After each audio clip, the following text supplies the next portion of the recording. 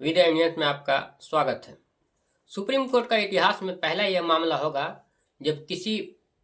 किसी मामले को लेकर के पूरी डिटेल्स दस्तावेज सुप्रीम कोर्ट के वेबसाइट पर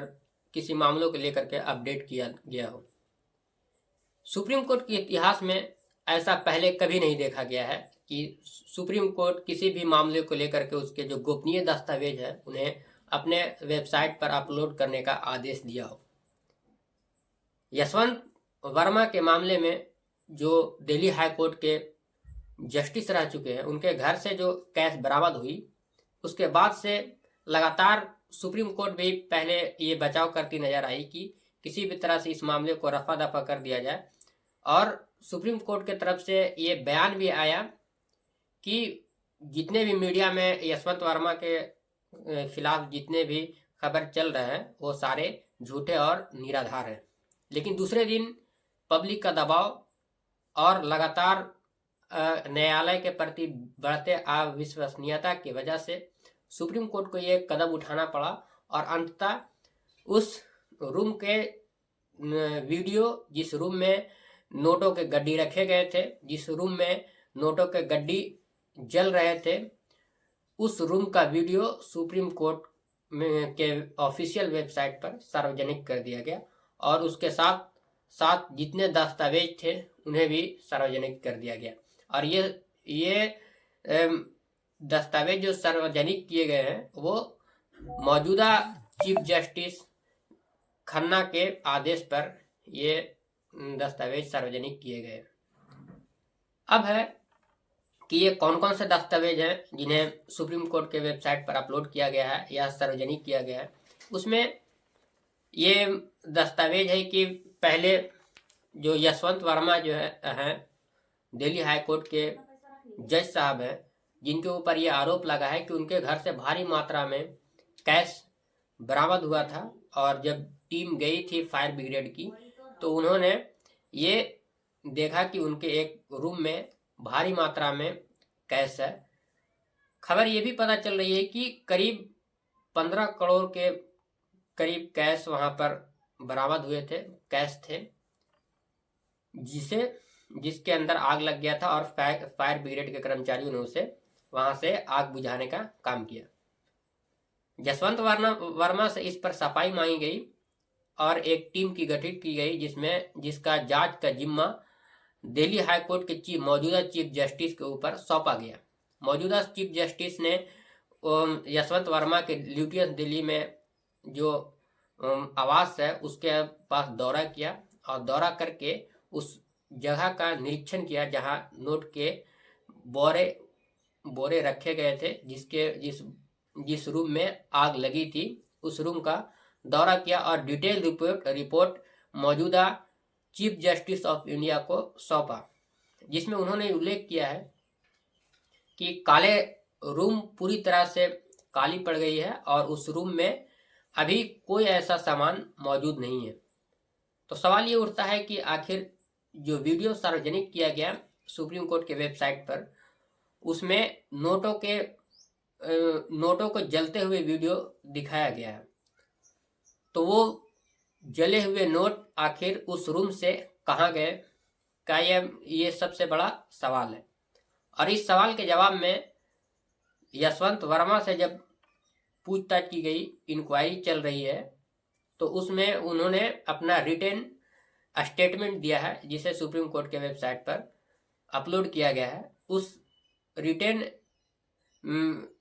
सफाई में यशवंत वर्मा ने कहा है कि एक कमरा है जो मेरे घर से बाउंड्री के बाहर है, जहां हम रहते हैं वहां से कुछ दूर पर है और वहां पर गार्ड रहते हैं।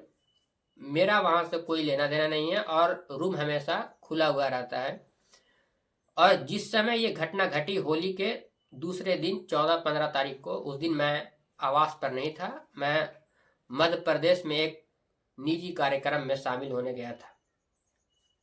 ये सफाई यशवंत वर्मा के तरफ से दी गई और यशवंत वर्मा आगे उस रिटेन स्टेटमेंट में कहते हैं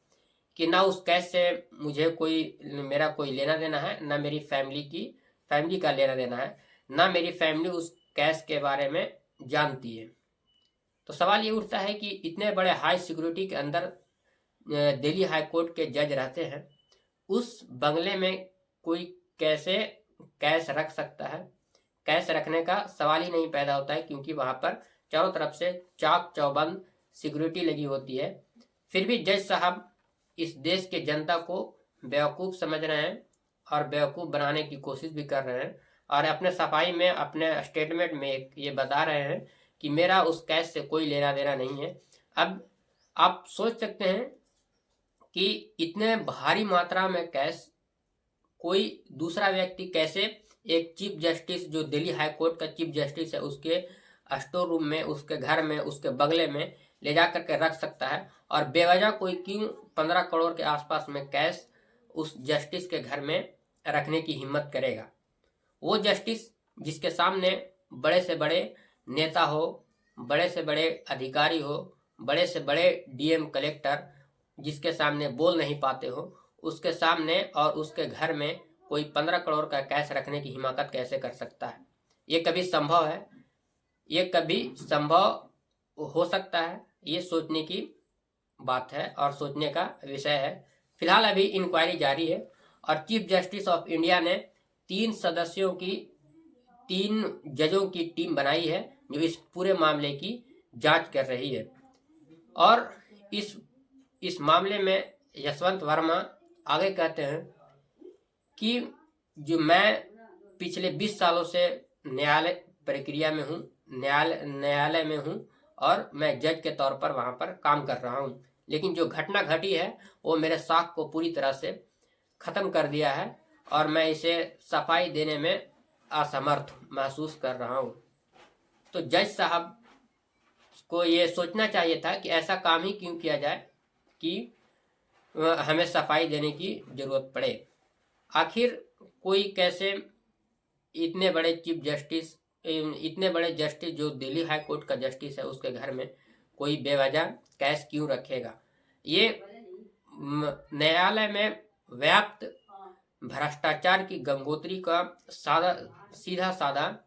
उदाहरण है और नमूना है। इस तरह के कई जज हुए हैं जिसके ऊपर भ्रष्टाचार के कई आरोप लगते रहे हैं, जिनके नाम आप सार्वजनिक रूप से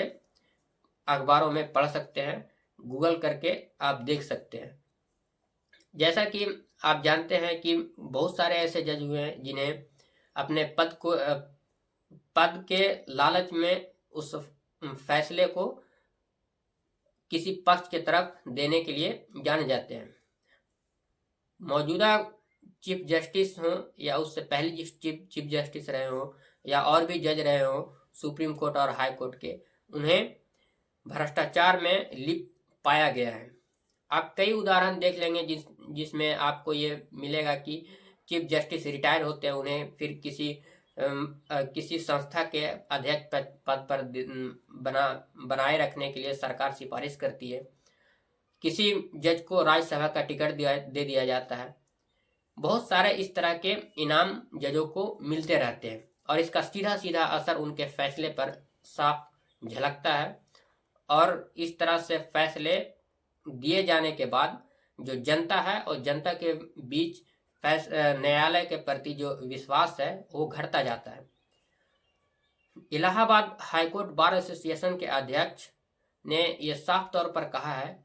कि इस तरह के अगर भ्रष्टाचार के आरोप लगे हैं तो यशवंत वर्मा जो chief justice Delhi high court के जस्टिस है, उन्हें तुरंत रिजाइन देना चाहिए, क्योंकि सफाई देने से और ज़्यादा अविश्वास बढ़ेगा जनता में न्यायालय के प्रति। और ये एक तरह से सही स्टेटमेंट है। अगर इस देश में न्यायालय नहीं बचेगा, न्यायालय के प्रति लोगों का विश्वास नहीं बचेगा, तो ये देश पूरी तरह से कोलैप्स कर जाएगा। ये इलाहाबाद हाईकोर्ट के बार एसोसिएशन के अध्यक्ष कह रहे हैं और साथ साथ में ये भी कह रहे हैं कि जिस तरह से तबादला किया गया है इस मामले को देखते हुए यशवंत वर्मा को इलाहाबाद हाईकोर्ट में,